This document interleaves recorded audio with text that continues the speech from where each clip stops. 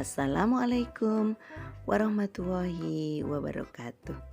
Anak-anakku, anak-anak kelas 4 yang hebat dan solih, bagaimana kabar kalian hari ini? Guru berharap kalian semua dalam keadaan yang sehat walafiat. Oke anak-anakku, bertemu kembali dalam pelajaran ilmu pengetahuan alam bersama Bu Sari. Hari ini kita akan membahas tentang gaya. Masih lanjutan yang kemarin ya nak. Sesudah kemarin kalian belajar tentang gaya otot, gaya gesek, gaya gravitasi dan juga gaya pegas. Giliran sekarang hari ini kita akan belajar tentang gaya magnet. Nah anak-anak, sebelum pelajaran kita mulai, kita berdoa terlebih dahulu ya. Bismillahirrahmanirrahim. Semoga hari ini anak-anak bisa mendapatkan dan memahami materi dengan baik. Oke anak-anakku semua, kita simak penjelasan Bu Sari tentang gaya magnet. Oke anak-anakku, kita akan memulai penjelasan tentang gaya magnet. Bu Guru yakin ada banyak di antara kalian yang sudah pernah bermain dengan magnet. Punya magnet di rumah sehingga kalian sering bermain dengan magnet. Oke anak-anak, kita pelajari ya nak. Apakah gaya magnet itu? Gaya magnet adalah gaya tarik atau gaya tolak yang dihasilkan oleh magnet, atau tarikan dan dorongan yang dihasilkan oleh magnet. Nah, gaya magnet dapat menarik benda-benda tertentu, biasanya terbuat dari logam atau besi. Nah, anak-anak yang di rumah punya kulkas dan sering menempelkan benda-benda yang terbuat dari magnet di pintunya, pasti sudah sangat mengetahui tentang magnet. Nah anak-anak, magnet ada dua macam ya, yaitu magnet alam dan magnet buatan. Magnet alam adalah dalam bentuk batuan yang banyak ditemukan di kota Magnesia, Yunani. Nah anak-anak, kenapa disebut dengan magnet? Ternyata ada hubungannya dengan nama tempat ditemukannya magnet alam yang berbentuk batuan, yaitu Magnesia. Dari situlah kata magnet berasal. Nah, selain magnet alam juga ada magnet buatan loh nak. Magnet buatan ini sengaja dibuat oleh manusia. Nah anak-anak, sesudah kalian tadi mengerti dan memahami tentang magnet, kita akan belajar tentang bentuk-bentuk magnet ya nak ya.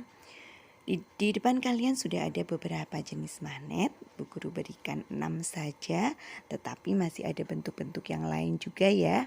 Jika kalian menemukan di buku ada banyak jenis-jenis magnet di luar yang Bu Guru berikan, tidak apa-apa, itu akan menambah pengetahuan dan wawasan kalian. Oke anak-anak, di situ ada magnet ladam, ada magnet batang, magnet yang berbentuk seperti huruf U, magnet silinder, magnet jarum, dan magnet keping.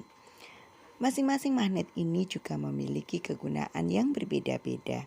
Misalnya magnet jarum digunakan sebagai penunjuk arah utara dan selatan pada kompas. Kemudian magnet batang sering kita temukan juga misalnya pada kotak pensil. Mungkin anak-anak ada yang punya kotak pensil yang bisa direkatkan otomatis itu ya nak ya. Nah itu biasanya ada magnetnya. Kemudian magnet batang ini juga digunakan pada pintu kulkas. Nah kalian sering kan kalau bermain pintu kulkas bisa dibuka kemudian ditutup secara otomatis karena di dalamnya ada magnetnya.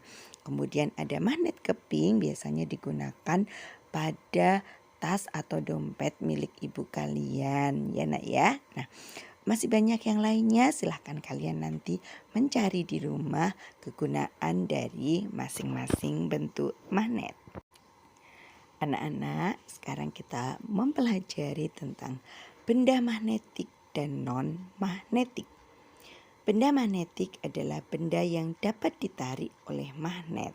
Contohnya adalah besi, baja, paku, klip, sendok logam, jarum, peniti, dan masih banyak lagi. Seperti yang sudah kita pelajari di depan, jadi magnet adalah benda yang bisa menarik benda-benda tertentu, biasanya terbuat dari logam. Nah, benda-benda yang dapat ditarik oleh magnet ini dinamakan dengan benda magnetik. Sedangkan yang kedua adalah benda non-magnetik. Non artinya tidak.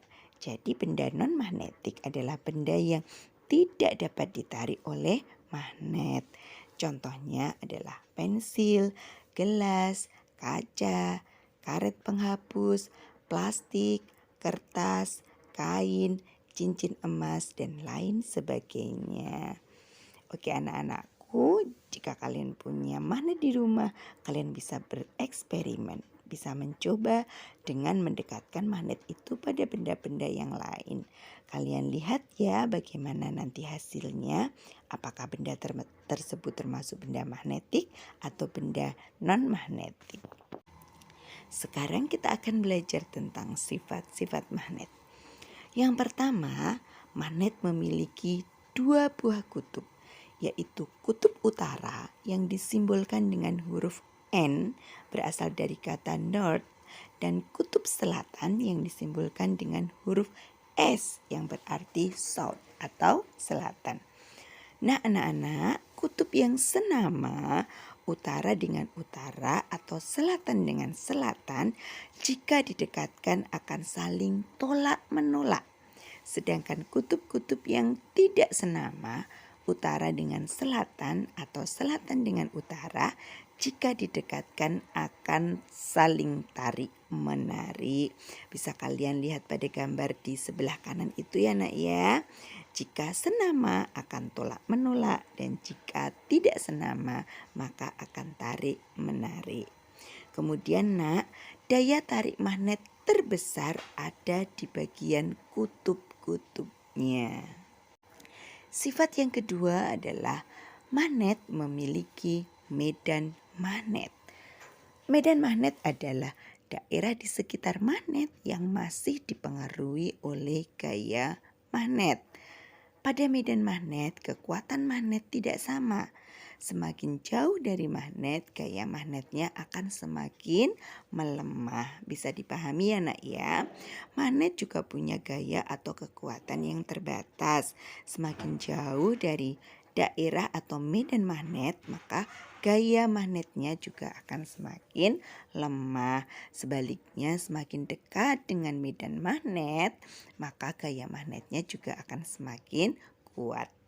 Yang ketiga, sifat magnet berikutnya adalah magnet memiliki medan magnet yang membentuk garis gaya magnet. Nah, bisa kalian lihat pada gambar di bagian bawah yang berupa anak panah itu ya nak ya, itu adalah garis-garis gaya magnet. Jika serbuk besi ditempatkan pada medan magnet, maka serbuk besi akan membentuk pola tertentu yang kita sebut sebagai garis gaya magnet. Jadi gambarnya ada di bagian kanan atas, yang ada serbuk besinya yang ada warna hitam-hitamnya. Nah, itu adalah serbuk besi yang akan membentuk pola-pola berupa garis-garis yang kita sebut sebagai garis gaya magnet. Garis gaya magnet selalu keluar dari kutub utara magnet menuju ke kutub selatan magnet. Sifat selanjutnya adalah dalam keadaan bebas, magnet akan selalu menunjuk arah utara dan selatan. Hal ini dikarenakan adanya medan magnet di kutub-kutub bumi. Selanjutnya, gaya magnet dapat menembus benda atau penghalang. Gaya magnet dapat menembus benda atau penghalang tergantung pada tebal tipisnya benda atau penghalang, jarak benda dengan magnet, dan kekuatan magnet itu sendiri. Selanjutnya kita akan mempelajari tentang pemanfaatan gaya magnet. Nah, kalian tadi sudah mendengar Bu Guru menyebutkan beberapa benda yang menggunakan atau memanfaatkan magnet. Yang pertama adalah penunjuk arah pada kompas. Nah, di dalam kompas terdapat magnet yang akan selalu menunjukkan arah utara dan selatan karena adanya gaya magnet di kutub-kutub bumi, sehingga bisa digunakan untuk menunjukkan arah mata angin.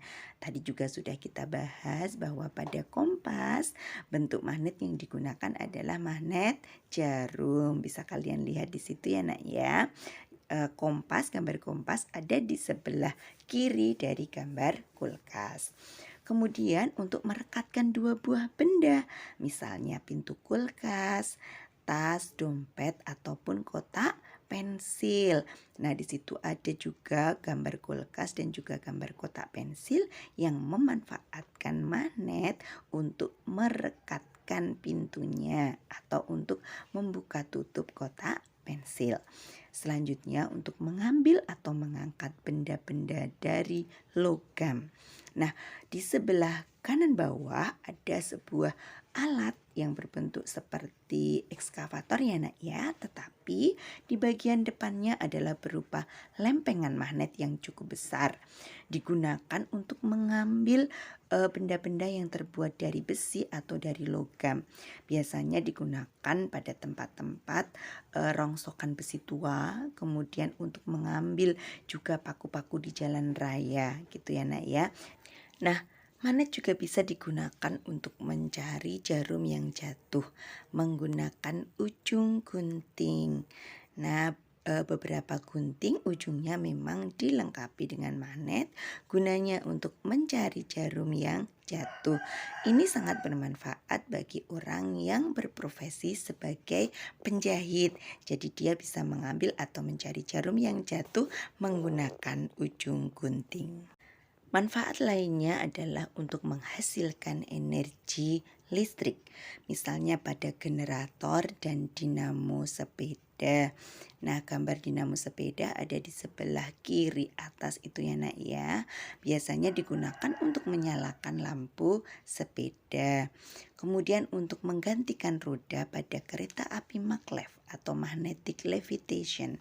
Jadi di beberapa negara kereta api sudah tidak menggunakan roda lagi, tetapi sudah menggunakan magnet untuk menjalankan kereta api tersebut di atas jalurnya.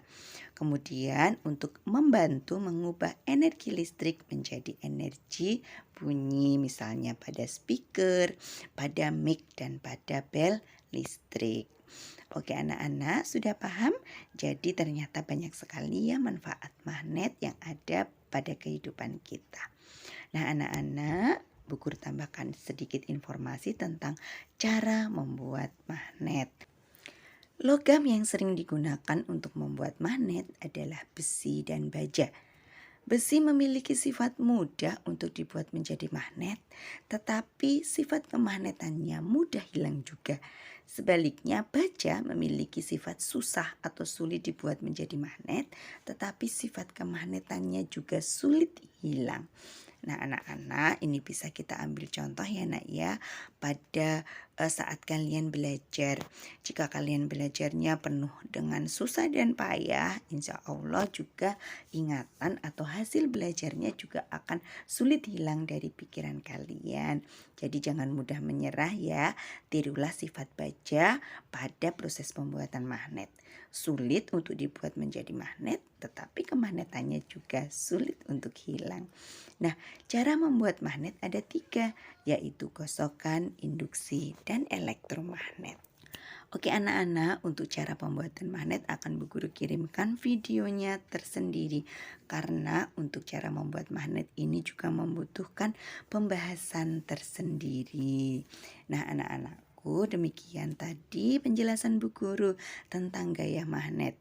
Mulai dari apa itu magnet, jenis-jenis magnet, sifat-sifat magnet, kemudian manfaat atau kegunaan magnet, dan cara membuat magnet. Selamat belajar di rumah, jaga selalu ibadahnya, jangan lupa selalu taat dan patuh kepada kedua orang tua, dan jika ada tugas tolong segera dikerjakan ya nak ya. Nah anak-anakku, demikian dulu penjelasan dari Bu Guru. Jika ada hal-hal yang perlu kalian tanyakan, silahkan segera menghubungi Bu Guru. Terima kasih atas perhatiannya. Bu Guru tutup. Wassalamualaikum warahmatullahi wabarakatuh.